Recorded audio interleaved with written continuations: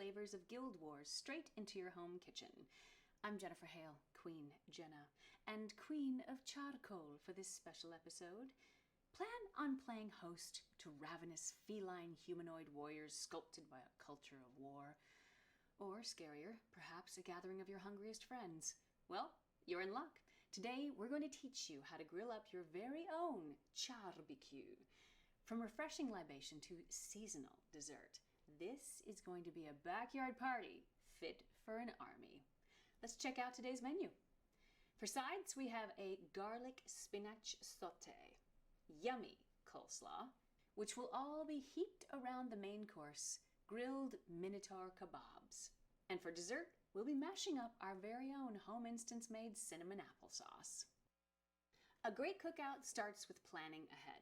We are going to start with the kebab marinade. Letting your Minotaur and veggies marinate overnight makes them tastier, easier to cook, and it's one less thing you have to do on the big day. All right, let's see what we're going to need. 3/4 of a cup of teriyaki sauce. 3/4 of a cup of honey. Yum. This is awesome. Locally sourced honey, my favorite kind. Look at that. It's like awesome magic yummy paste. So good. All right. Then we do a teaspoon of garlic powder. You can just kind of eyeball that a little bit. There we go. Which of course needed a suitable... And a pinch of ground ginger. Now I love ginger, so my pinch is a pretty big pinch. There we go. Oh yeah. Now we're talking. All right, you want to stir that up. That honey can be a little sticky, so you want to give it a minute to really mix it together. All right, there we go. Oh yeah. You want it all to be the same consistency through the whole mix. Victory. Okay, now set the bowl aside. We're going to use a bag or two for the meat to marinate in the fridge. So if you're feeling brave, you could mix this right in the bag, but I just find it's easier to put it in a bowl and mix it up there first. All right, so good kebabs come from good meat. I find that Alpine Minotaur tastes best. I think the extra fat they pack on trying to stay warm helps make the meat extra tasty. But any kind of Minotaur will do. If you're not up to questing into the shiver peaks this time, ask your butcher for a 2.5-pound cut of sirloin. All right, you probably guessed the next step is to cut the Minotaur meat into cubes. But the size of the cubes is key. Too small and your precious meat will burn. Too large and your perfect looking kebabs will be raw in the middle. Bleh. 2-inch cubes are ideal. So slice it right here. You have to really get in there and get all the way through that cut. Beautiful pieces of fat here. Do about a 3-bob. And it's never going to be perfectly symmetrically 2-inch squares all around, but just guesstimate it. Just guesstimate it there. Bring that baby in. Oh yeah, that's about right. Don't be like me. Don't chop your fingers off. I have more scars on these babies than you can count. All right, there we go. Oh, so yummy. All right, get your little funny pieces done. This guy, and this last one. I leave it a little longer, a little oversized for the rarer bits and a little undersized for the more well-cooked bits. All right, now, done with that. You take the raw meat. Now, a little trick I have is I flip these bags inside out, and it makes its own little opening. Ah, I am your friend. Okay. Throw the meat in the bag, in your friend's mouth. All right. Set it aside. It kind of holds itself up when you do that, and the marinade won't spill everywhere. All right, veggies are up next. Now, obviously, you're not going to get cubes out of vegetables, and if you do, hey, I want to see that. But you don't have to dice it or chop it. They just have to be the right size to go onto a skewer.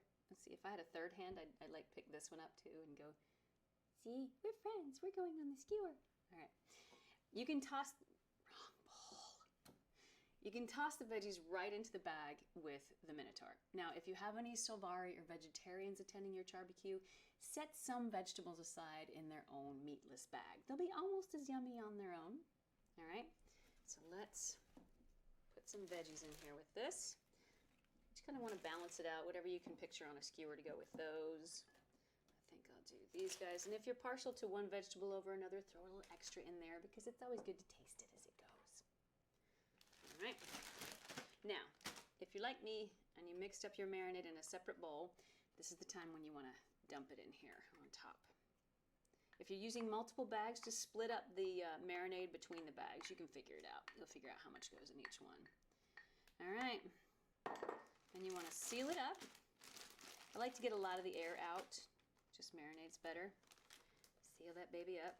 Listen for the click. There it was. Shake, shake, shake, shake, shake. Make sure the marinade gets all over everybody. All right. Oh yeah. Oh yeah. See? Everyone is happily dunked in marinade. They only need to marinate a few hours in a time crunch, but overnight is really the best way to let the flavors soak in all the way. Okay, it's your Charrs day. We have got a lot to do. Let's get to work on some sides. Because it can sit and get tastier while you cook the rest, let's start with the coleslaw. Here is everything you're gonna need. I know, you can't really tell what it all is. I'll tell you. 1/4 cup of sugar, 1 cup of mayonnaise, 1/4 cup of white wine vinegar, 1 teaspoon of celery seed, 1 carrot, salt and pepper to taste, and of course, 2 heads of cabbage. Artisan tip: for the best tasting cabbage, I recommend growing it yourself in your home instance. Or if you have more of a wilted yellow digit than a green thumb, you can harvest some wild cabbage from the Heretic Plain. Heretical cabbage. Now keep in mind that what you see here is enough to serve about 12 people, or 6 Charr, or 2 dozen of Sora. Feel free to double or halve the recipe to fit your needs using math. You'll want to start by shredding the cabbage into a large bowl. Now, I don't shred well, so I prefer to get some scripts to do it. Now, if you grate it too fine, or if they grate it too fine, the coleslaw is going to turn out mushy. So you want to use the biggest setting on the grater. Well, gauge setting. You get the idea.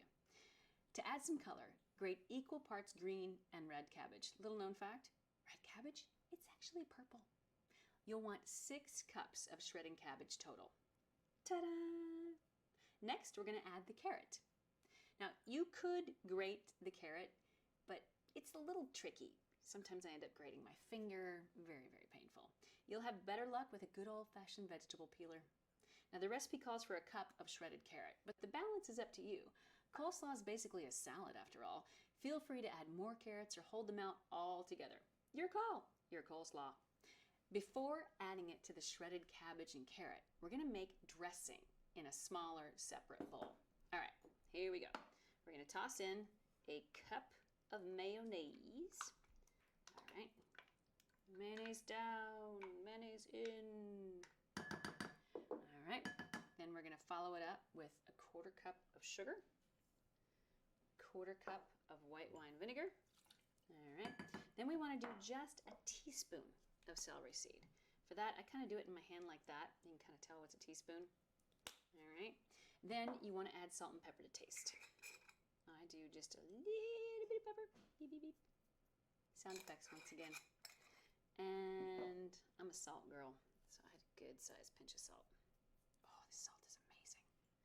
All right, stir it up till it's all the same consistency. Ooh, gooey, splashy, yummy, gooey goodness. All right, just like the marinade, you want to keep smushing and smushing and smushing, because, I don't know, chunks of mayonnaise in my coleslaw, kind of gross. Ooh. Splash girl, splash girl. Oh, I'm splashing. It's out of control, Captain. She's getting away. All right, here we go. Dressing is almost there. See, I like to sometimes look at the bottom. Look, no chunks. Yay! All right. Bring in your green cabbage and add your red cabbage and your carrot. Get your dressing going on and mix it all together. All right, you want to stir that until everybody gets a little bit of the dressing on them. Okay, almost there. All right, all mixed together. Now, you're one step closer to feeding an angry battalion of Charr who have taken up quarters in your home without your consent. I have an artisan tip for you in those Charr.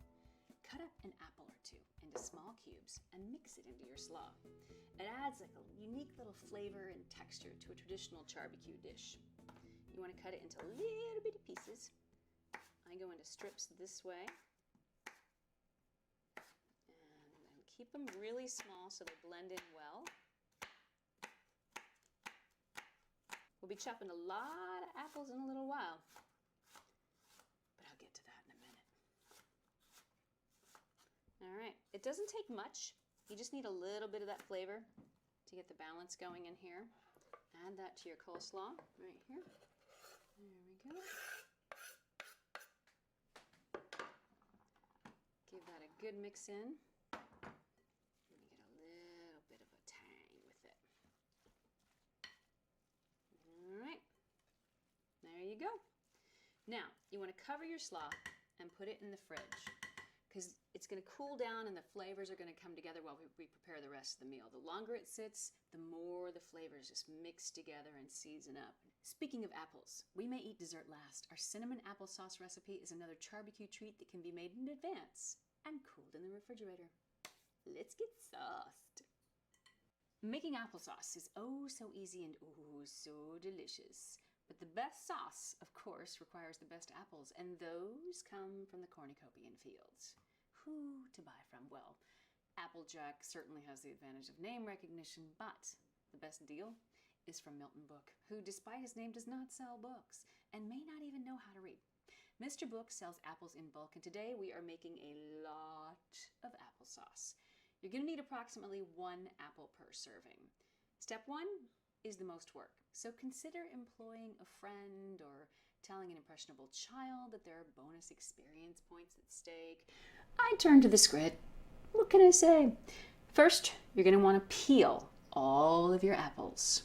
Core all of your apples. Any merchant will sell an apple core, but mine is called the Black Hole, a legendary apple core I made myself in the Mystic Forge.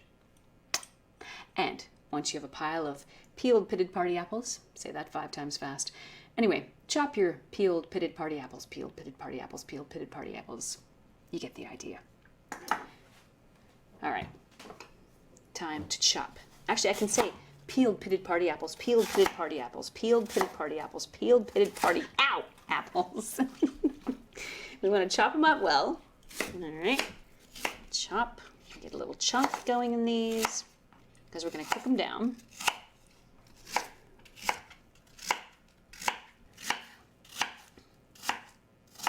There we go. Peeled pitted party apples, peeled pitted party apples, peeled pitted party apples, peeled pitted party apples, peeled pitted party apples.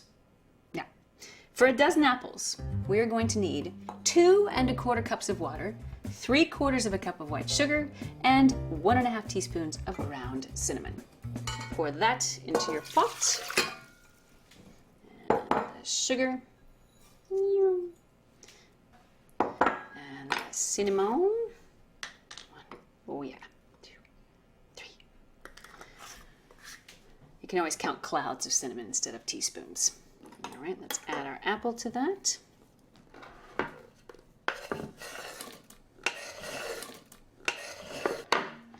All right, let's give it a bit of a stir.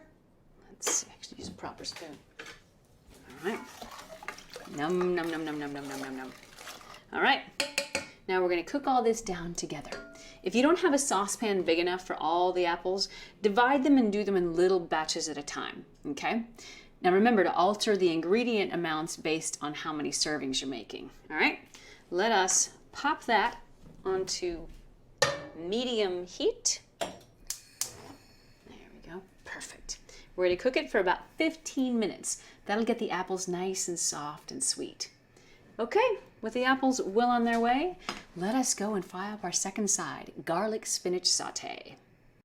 This one's pretty simple. You'll need a clove of garlic, some olive oil, salt and pepper, unsalted butter, and a lemon, and a lot of spinach. If you've never sauteed spinach before, the key thing to know is that it cooks way down. There's not some kind of spell on it, it's just shrinks a lot. So what looks like a lot of spinach makes a lot less than you'd expect. For example, to cook enough spinach for 12 people, you're gonna need about 4.5 pounds of uncooked spinach. Yeah, I said 4.5 pounds. Baby spinach cooks down easier, but full-grown spinach works too. You just may want to cut off the stems. For my money, the best tasting spinach comes from just over the Prevernit Crypt in Northern Ontario. Must be that rich soil. Rinse the spinach first, then pat it mostly dry or use a salad spinner. All right, we're going to take a large saute pan. Behold, heat 2 tablespoons of olive oil. All right, then we take our garlic that we have minced. Let me get that warmed up first. I go with about a medium heat. Okay, let that warm up a little bit first. Warm, warm ye oil, warm. Then we're gonna take our garlic that we've minced into little tiny pieces. Pop it in there.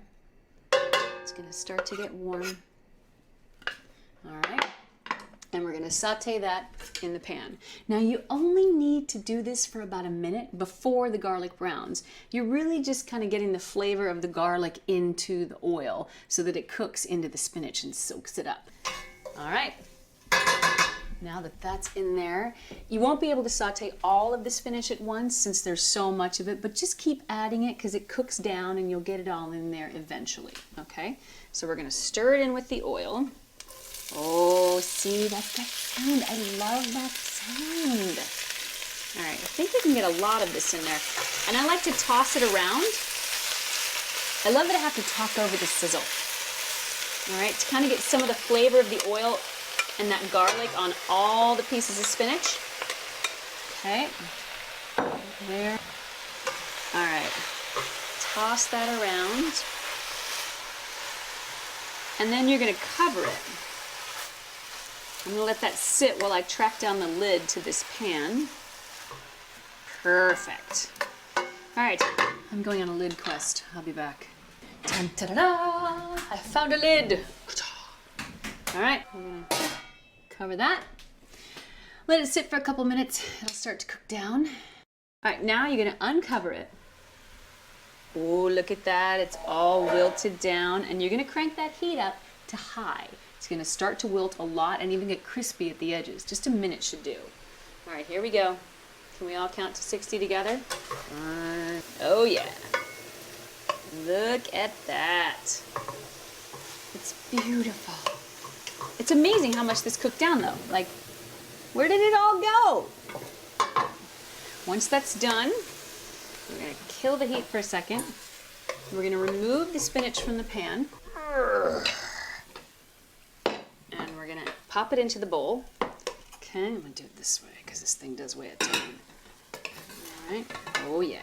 Look at that steam, it's gorgeous. All right, and then we're gonna add just a pinch of salt and a squeeze of lemon. Really brings out the flavors. Mix that up. Now, if you want to add a little richness, a little creaminess to it, then you can add a little butter. It's kind of perfect like it is, but it's good both ways.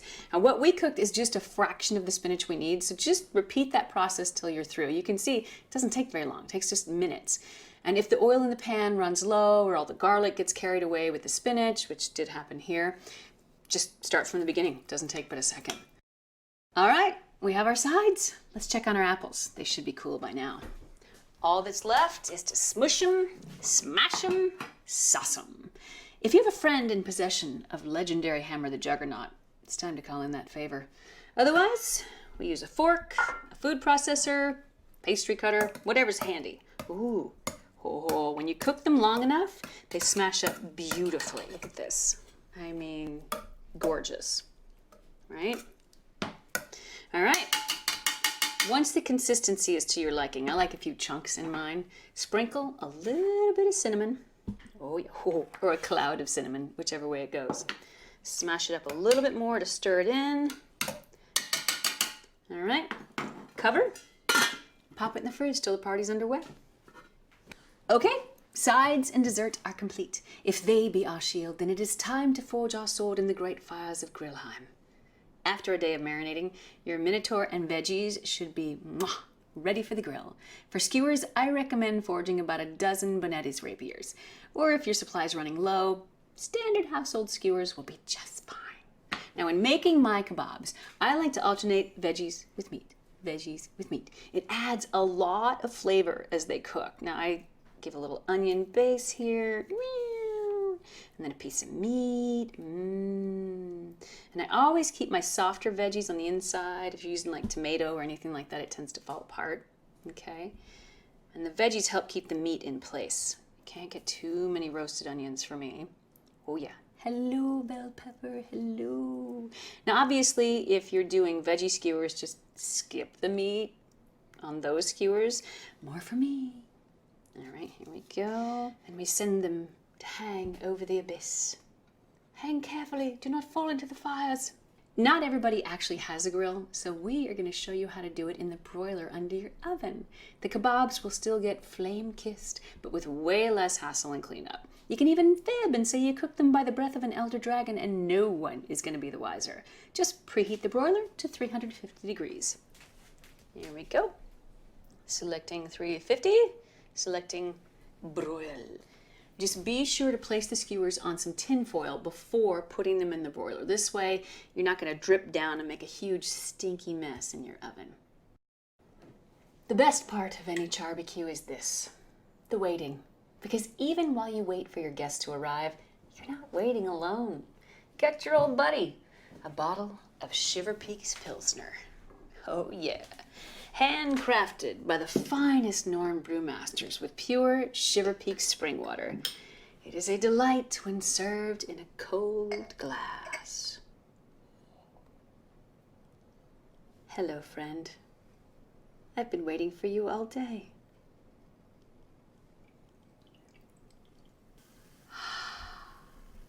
By the time you get to the bottom of your beer, the kebab should be perfectly singed. Look at that! Perfect! The ideal kebab is touched with bits of char on the outside and still a tiny bit red on the inside. Oh yeah.